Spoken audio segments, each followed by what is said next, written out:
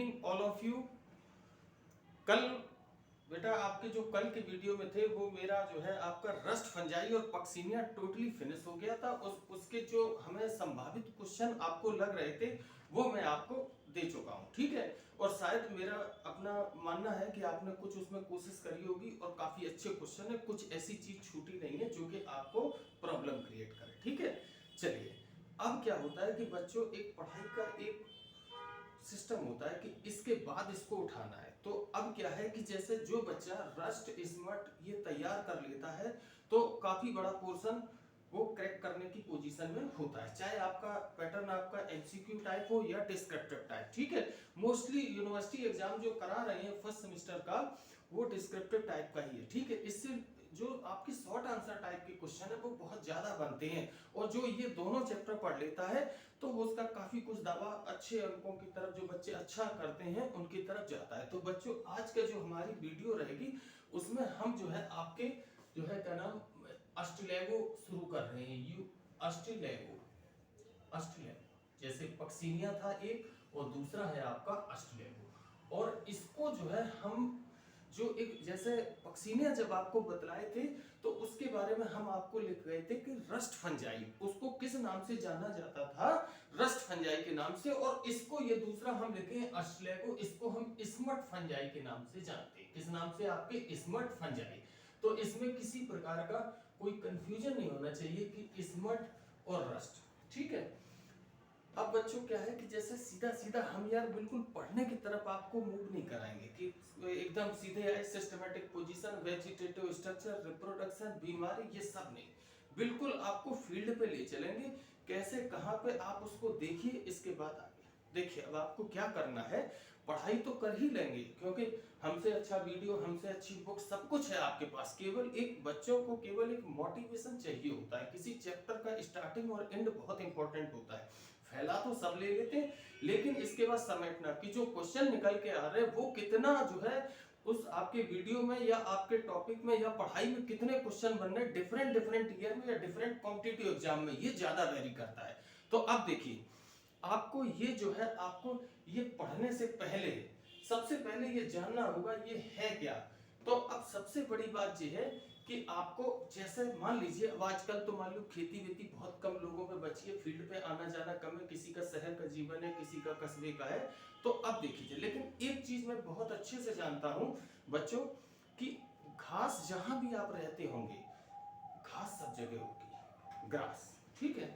अब बच्चों जैसे दूब ग्रास एक हम नाम ले रहे हैं, क्या ले रहे हैं? दूब ग्रास, DOOB, दूब ग्रास।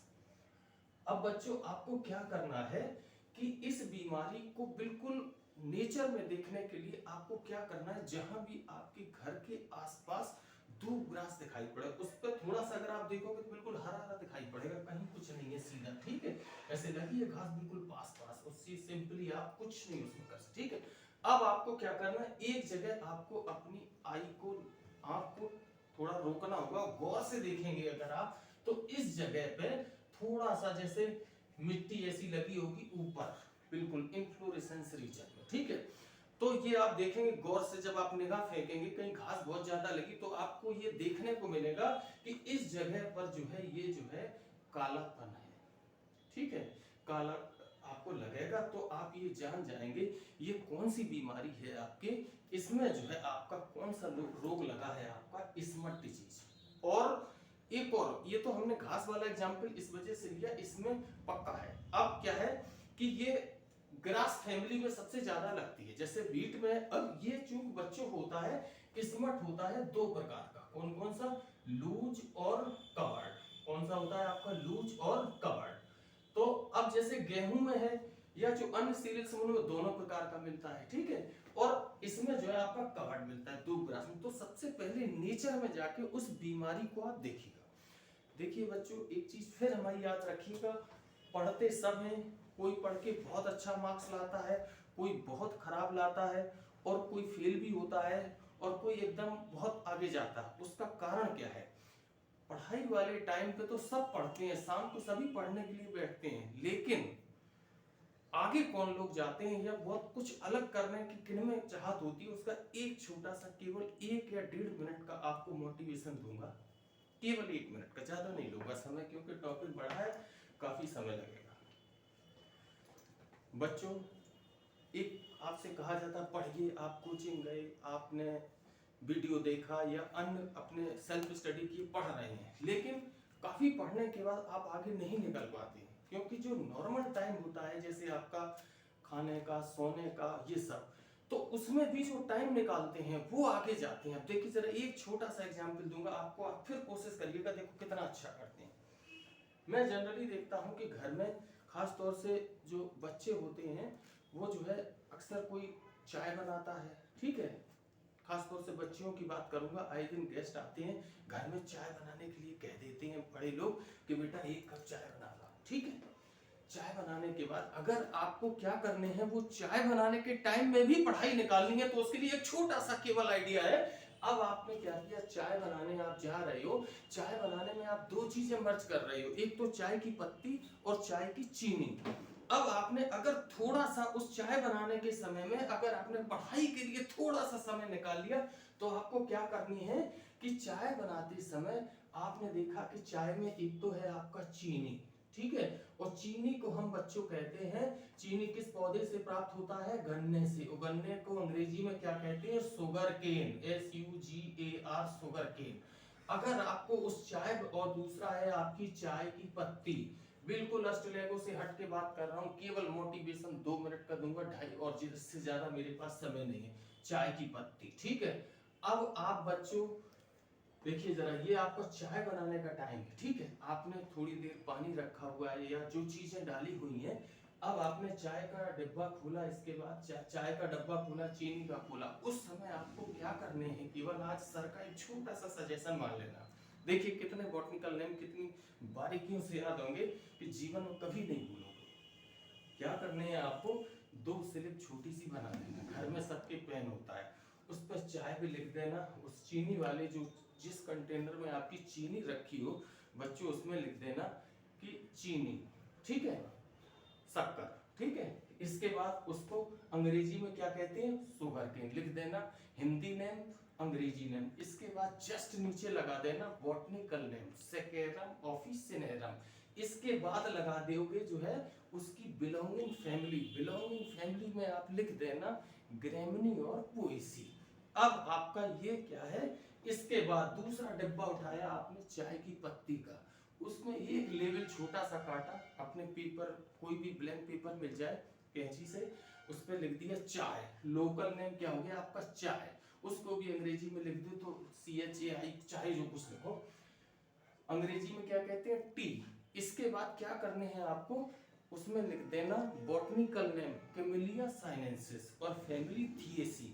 अब जरा ये सोचो, जब आप चाय बना रहे थे आपने कितने बॉटनिकल नेम तैयार किए, 2 नंबर्स।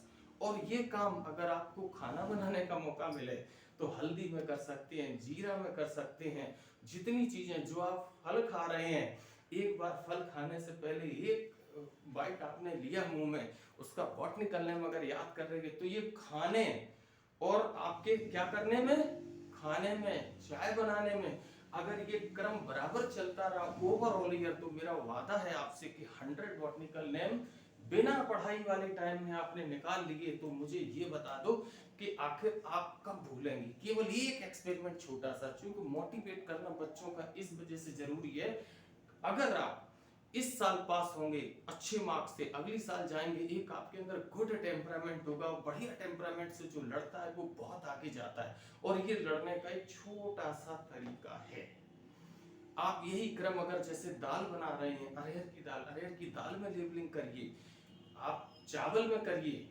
आप आटा जो गेहूं रखे हो आपके घर में है उसमें लगाइए, जरा ट्रिटिकम एस्टिवम देखिए, जरा बिना पढ़ाई वाले टाइम में पढ़ाई के लिए चीजें निकल के आ रही हैं, 100 चीजें आप बहुत इजीली ओवरऑल ईयर में 365 डेज होते हैं, और 365 डेज में अगर आपने केवल 90 दिन हमें दे दिए तो 90 बॉटनिकल नेम किसी की हैसियत नहीं है जो जीवन पर्यंत आपको भुला पाए, ठीक है। चलिए बच्चों, ये तो मेरा एक छोटा सा आइडिया था, मोटिवेशन था। अब बात करते हैं काहे की आपके अष्टलेगो और स्मट फंजाई की। देखिए जरा बच्चों, आगे बढ़ते हैं अपने टॉपिक की ओर। देखिए जरा, अब देखिए जरा, सबसे पहली चीज कि इसको हम किस नाम से जानते हैं बच्चों, स्मट फंजाई के नाम से। किस नाम से? स्मट फंजाई के नाम से। ठीक है, दो ग्रास वाला एक्सपेरिमेंट जो अभी देखे उसको थोड़ा सा देख के इसके बाद पढ़ाई का नंबर लगाइएगा। ठीक है, एकदम पढ़ने की तरफ मोटिवेट नहीं होना है, धीरे धीरे स्लोली। अब बच्चों जब कोई जनरल आप पढ़ते हैं, अभी अभी आप रस्ट पढ़ चुके हैं, तो रस्ट के जस्ट बाद आपने दिया हो स्मट। तो इसके बाद क्या आता है, जब हम कोई न्यू जनरल स्टार्ट करते हैं, सिस्टमैटिक पोजीशन। ठीक है, तो सबसे पहले मेरा साइड हेडिंग आएगा सिस्टमैटिक पोजीशन। ठीक है, सिस्टमैटिक पोजीशन, जिसको हिंदी में हम कहते हैं वर्गीकृत स्थिति। ठीक है, कभी कभी जब जनरल की स्टार्ट जैसे क्लासिफिकेशन देते हैं तो उसी हिसाब से, तो सबसे पहले किंगडम, किंगडम, किंगडम इसका है आपका माइकोटा। ठीक है, इसके बाद क्या नाम, इसका किंगडम है आपका माइकोटा। इसके बाद डिवीजन है आपका, डिवीजन है you mycota, division, division you mycota, EUMYCOTA। ठीक है, सब डिवीजन, सब डिवीजन इसका जो है आपका सब डिवीजन है बच्चों का नाम basidiomycotina, basidio BASIDIO, basidiomycotina, MYCOTINA। इसके बाद बच्चों आता है इसका क्लास, क्लास इसका है आपका टिलियोमास्टिस, MYCETES। इसके बाद ऑर्डर बच्चों जैसा जेनरे का नाम है अस्टिलेगो, तो अस्टिलेजनेलीज, USTILAGINALA, अस्टिलेजनेलीज। और फैमिली जो है आपकी है अस्टिलेजनेसी, USTILAGINACEA। और जीनस जो है आपका हो गया अस्टिलेगो, USTILAG। ठीक है, एक बार बच्चों इसको और आप देख सकते हैं कि जो है आपका क्लास टिलियोमास्टिस, अस्टिलेजनेलीज, ऑर्डर है, फैमिली है आपकी अस्टिलेजनेसी, जीनस अस्टिलेगो। बच्चों सबसे पहले मैंने आपको बताया कि ये जेनरा है आपका अस्टिलेगो। ठीक है, और अस्टिलेगो को हम किस नाम से जानते हैं, आपके स्मट फंजाई के नाम से। अब ये बेसिकली करता क्या है कि बेसिकली सबसे ज्यादा जो ये डिजीज फैलाता है वो सीरियल्स में, काय में आपके सीरियल्स। और सीरियल्स का मतलब होता है आपका धान्य फसलें, जो अनाज देने वाली फसलें हैं। और कौन सी रोग फैलाता है आपका, स्मट डिजीज। कौन सा रोग फैलाता है आपका, स्मट डिजीज। ठीक है, तो इसके कारण जो है इसको हम स्मट फंजाई के नाम से जानते हैं। और सीरियल्स में आप लोग जानते हैं क्या क्या आती, अनाजी फसलें या जो अनाज देने वाली, मेनली जो ग्रास फैमिली को बिलोंग करती है, जैसे आपका व्हीट हो गया, बार्ली हो गया, शुगर केन हो गया, ओट हो गया। ठीक है, और दो ग्रास एटसेट्रा में कौन सा डिजीज आपका, स्मट डिजीज। ये बच्चों रही इसकी systematic position, kingdom, mycota, division eumycota, sub division basidiomycotina, class teliomycetes, order ustilaginales NALES। ठीक है, और फैमिली अस्टिलेजनेसी, जीनस अस्टिलेगो। ठीक है, तो बच्चों आज का मेरा जो अस्टिलेगो का पहला वीडियो था, पढ़ाई के हिसाब से आपको हम केवल सिस्टमैटिक पोजीशन करवाए हैं। और इसका नाम स्मट फंजाई क्यों पड़ा, क्योंकि ये सीरियल्स में कौन सा भयंकर रोग है, हालांकि उतना भयंकर नहीं है जितना रस्ट था, तो स्मट डिजीज फैलाते हैं। Best of luck all of you, thanks for all.